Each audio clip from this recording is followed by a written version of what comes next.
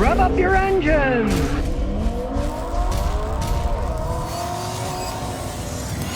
Yes, Toyota Tacoma's probably the best truck you can get, but like anything else, eventually everything breaks. This one's misfiring a little bit. Let's try to figure it out. I realize everything is electronic these days. First, test the battery and alternator. I've seen guys spend thousands of dollars. Oh, no one can find out what's wrong with my car. They bring it to me, I check it out, it needs a battery and an alternator. So first we check that. You just need a tester. Negative on negative, positive on positive, and make sure they're tight. That's decent static voltage, but that's not what we're really testing. What we're gonna test is 12 volt, in vehicle, top post, regular. We'll go by cold cranking amps. In this case, it's 750. That's exactly what's on the battery. You get confused, there it is under the dirt. 750 cold cranking amps. So away we go. Good battery. It cranks up, crank is normal, nothing wrong with that. Now we'll check the charging system. We did all the tests, and now what does it say? Turn off loads and engine. Press to continue. So we'll press enter, no problems. Pretty close, load, no load.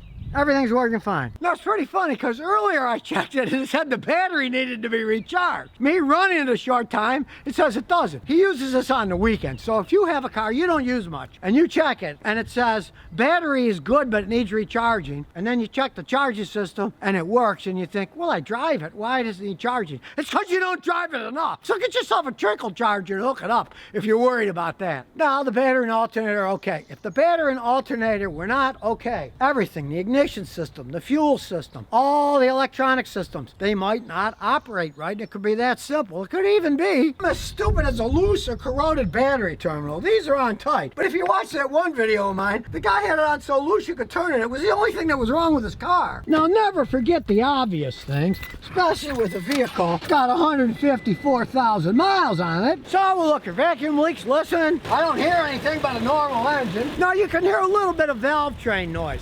That's typical on a Toyota engine with this mileage. Toyotas don't use hydraulic lifters.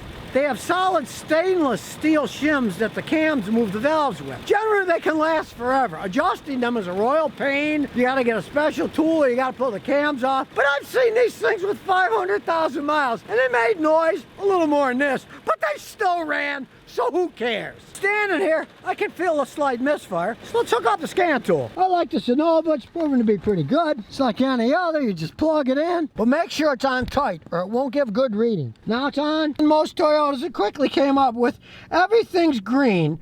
There's no trouble codes. Now, of course, that's the beginning. So, we'll go to system status. We'll go all the way down to Toyota OEM Enhanced. We want the enhanced data. 06 Tacoma, yes. And away we go. There's no enhanced codes, there's no codes. So let's do an all module scan. It's scanning everything. It would take me hours to attempt to do this by hand. As we go, we'll keep going down. 0, 0, 0, 0, 0, 0. Aha, tire pressure monitor. That we don't care about. That's not gonna make the car run bad. On this particular old thing, turns out that the sensors, the batteries have worn out on the tires. Who cares? You can check your own tire pressure. But there's nothing that's going to help us with this. So let's go to live data. LD, here we go. We're gonna get the live data. Gonna learn some stuff here. Now we can see the short-term fuel on bank 1, it's adding a little bit of fuel, and the long-term fuel, it's adding 7.8% fuel. And for bank 2, it's adding the same 1.6 short-term fuel. Let's go down. And the long-term, it's adding 10%.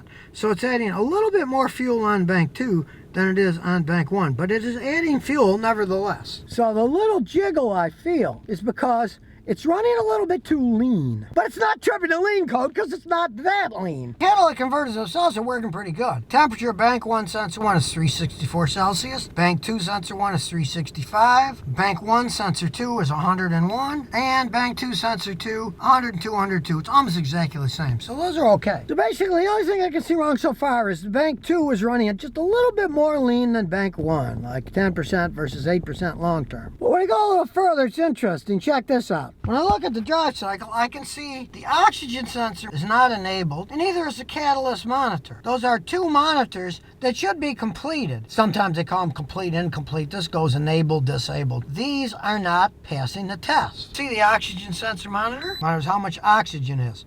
And since this thing is running a little bit lean. It's not tripping a code, but it won't enable it to say that it passed its test. So it's in no man's land. For some reason, this thing is running slightly lean, causing a lean misfire. Now, this has nothing with it running bad. It has nothing to do at all with it running bad, but check out the roof. Well, the roof is rusted, and that's because this baby was made in California, Fremont, where I guess they didn't care that much about painting cars. Like how Scotty says, this was made in California. Now, all the Tacomas are being made in Mexico, and they're only making the big old Tundras in San Antonio. You can still get good used ones made in San Antonio. It's California, boys. I guess they're too much into that ecological stuff where they use water-based paint and stuff, and then it fades off, because I did have a Toyota that was made in the United States. The paint faded off because they'd used water-based paint and they didn't know how to do it right. Another disadvantage of water-based paint. They made it out of oil to begin with because it's stronger. Come on, what's stronger?